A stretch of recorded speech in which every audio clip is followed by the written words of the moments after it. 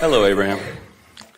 I've heard you say on several tapes, we don't live in an assertive world. We can bring everything to us by our thoughts. There is no assertion. How can I balance wanting to draw everything into my life without having to go into the doing or the being of whatever it is I do? I want to go create $1 million, but I don't want to go to work for it. Well, your statement is really telling and really important, because what you're saying is, I want $1 million, and I believe that there are ways to get $1 million that I don't want to do. So what you're doing is saying, I want this, but I don't want this. And that's not a very powerful state of being, because you're setting contradiction up right away. So you soften that by saying, I want $1 million, and I want to find a way that is compatible with me to receive it. Okay. Now there's less resistance in that. You say, I want $1 million, and I know that there are a lot of people who have $1 million who got it in a way that would not be uncomfortable to me. But when you say, I want $1 million, but there's no one I'm going to inherit it from, or I want $1 million, but nobody that I know is going to die and leave it to me. In other words, you've got to stop the contradiction. When you talk about what you want and why you want it, there's usually less resistance within you than when you talk about what you want and how you're going to get it. Because when you pose questions that you don't have answers for, like how, where, when, who, then it sets up a contradiction vibration within you that slows everything down. Okay. Statements such as, there must surely be many people on this planet today who have $1 million and in excess of it, who at one time were standing right where I am, just wanting it and having no idea how it was going to come. Feel how resistance-free that statement is.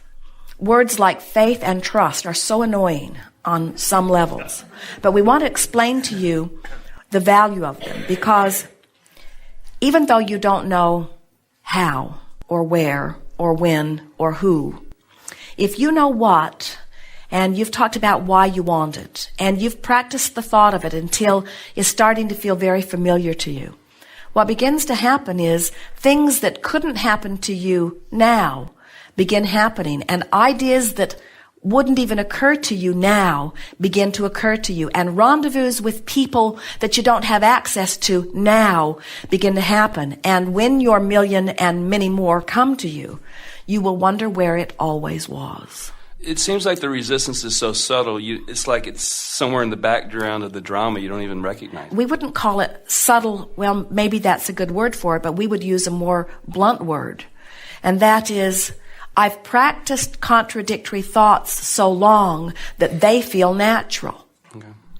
And so when you start imagining having $1 million, and we're going to play here with you for just a little bit, but when you start imagining what that means, and we don't want you to just get $1 million and stop. You're going to want $1 million always at your disposal. You're going to want to spend that and have another on its heels, because we promise you, once you get used to millions of dollars moving through your experience, $1 million won't last you very long. Because you begin to live in a way and your property taxes go way up. You see? So what is it that we are wanting you to trust in? The fact that you can be or do or have anything. How is it that we want you to approach it? Slowly and gently. We want you to be happy with where you are. You have to make peace with where you are. So you can't say, oh, my life is miserable and I have to do all of these things I don't want to do. And boy, if I had $1 million, then I wouldn't do any of these things. Because can you feel how jumbled the energy is? What you're saying is, universe, I'm miserable and unhappy where I stand. Please give me something that will make it better. And the universe says, sorry, we can only give you more things that will make you miserable, because that's the vibe you're offering. And you say, well, how do I offer something other than I want to be over there and I'm over here? And we say, well, talk about what's over there. And most people have a very difficult time talking about what's over there, because they've been talking so long and hard with such detail about what's over here that that's what's active in their vibration. And that's why we're talking about these emotional journeys. You got to talk yourself into a different vibe, and then different things will come to you. I was wondering if I was creating too big, if I was trying to make something too big, and the gap between what I wanted and where I am was was too big, and that was causing some of the grief. Well, surely $1 million is not too big from where you stand. That's just not too big. It actually wasn't even $1 million. It's $150,000. The million was just something I made up. Esther was listening to Donald Trump, and she was listening to the words that he chose. And he uses words like, oh, it's a juggernaut. Oh, it's a sure success. Oh, it's the most sensational building that's ever been built. We're building the most beautiful building in Chicago that has ever been built. Oh, this is magnificent. Oh, yes, that person's a friend of mine. And as she listened, she began to realize that he's figured it out. Now, he annoys most of the world. But you know what? He doesn't care. Mm-hmm. He has developed a relationship between what he wants and where he is. Even when what he wanted and where he was were not in the same place, you would not know it to hear him. In other words, he continued to tell the story the way he wanted it to be. And so the universe continues to yield to him. Now, there are all kinds of people that say, oh, he's a braggart. Oh, of course he can talk like that. He's a billionaire. And we say, he wasn't always. He was talking like that, and then he became that, you see. And so you don't have to follow his lifestyle or his personality, but you do have to follow the success principles that he's found. You gotta talk about what you want. You gotta tell it like you want it to be. You can't face reality and have reality change in any way. You've gotta face the parts of reality that you love and fill in the gaps with things that you get from your imagination or from your expectation. And before you know it, you see, so here you are, and you've got a lot of good things in your life which you accentuate and talk about and appreciate and make lists of. So you make lists of positive aspects, and you get on rampages of appreciation, and you look for good wherever you see it, and you feel good as much as you can. And then you have goals that you don't know how you're going to achieve. So then you fill those in with imagination and visualization and pretending. And then as you start doing that, you'll have a dream about it that makes it feel more real. Or you'll meet somebody that's really living that way. Or you'll turn on the television and somebody will be talking just like you've been imagining. Or you'll pick up a book, or you'll hear another interview. In other words, the universe will help you to rendezvous with whatever the vibration is that you've finally achieved. And little by little, you just work yourself in to where you've filled in the gaps that you're not now living with your vibration as you've used your imagination. The universe does not know the difference between someone who has $1 million and someone who just feels like they have $1 million. And when you feel like you have it, your vibration is such that law of attraction must line you up with things like that. And that's true whether you're talking about relationships, whether you're talking about building of empires, whether you're talking about attracting people to help you in your business. It doesn't matter what it is. You've got to find the vibration of it, and you've got to practice the vibration of it until the vibration of your desire supersedes the vibration of doubt.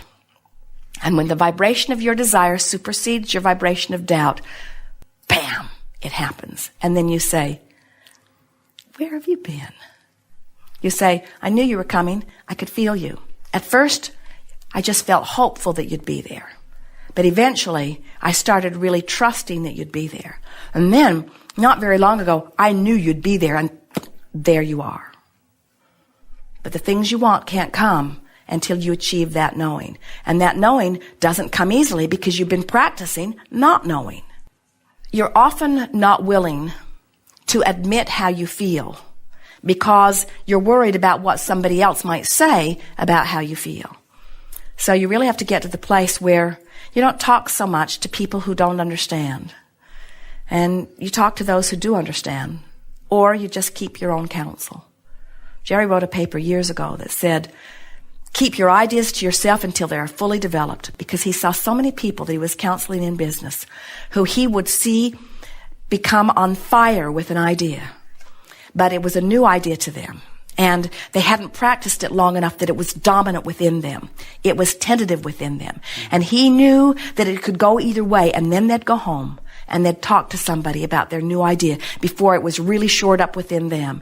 And that person and their doubt and their negative commentary would activate that old vibration within this person, and then it was all over because the seed had not been allowed to germinate and get enough of a foothold that it was strong on its own.